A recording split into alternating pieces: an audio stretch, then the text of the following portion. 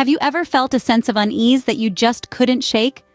Imagine setting off on a float trip down the river. You're there, pushing off from the shore. But instead of the calm you were seeking, you can almost hear the hushed whispers of hidden dangers.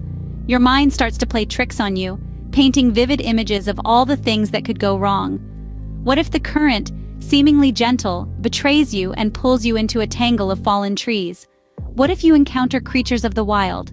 And what if someone topples overboard and drowns? With each passing mile, the knot of anxiety increases. Every ripple in the water, every rustle in the trees becomes a sinister sign. You try to push these unnerving thoughts aside, but the voice in the back of your mind, that nagging whisper of worry, refuses to be silenced. As the sun begins to descend, the sense of foreboding grows stronger.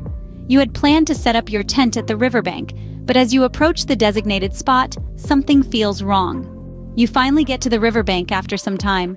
You begin to set up your tent, and the peaceful chirping of the forest's creatures suddenly stops. A strange noise, a low guttural growl, echoed through the dense forest surrounding the river. It was a sound that didn't belong, however. Your heart pounds in your chest, the blood rushing in your ears. Panic surges through you as you realize you're not alone. Without a word, you scrambled back into your boat and pushed off from the shore, abandoning your gear and tent in the haste.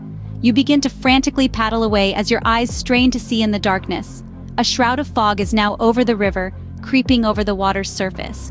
The river's current now had greatly picked up while you were attempting to set up your tent earlier.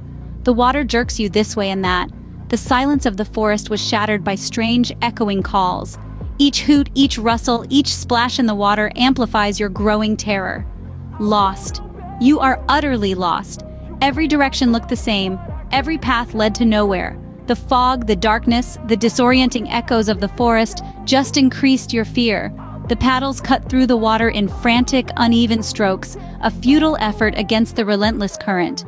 Just when it seemed all hope was lost, a faint glimmer of light appears on the horizon, a symbol of salvation, a beacon in the pitch black. It was distant, it was faint, but it was there. It was your glimmer of hope.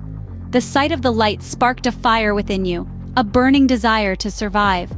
You were no longer just aimlessly adrift. We had a destination, a goal, a purpose.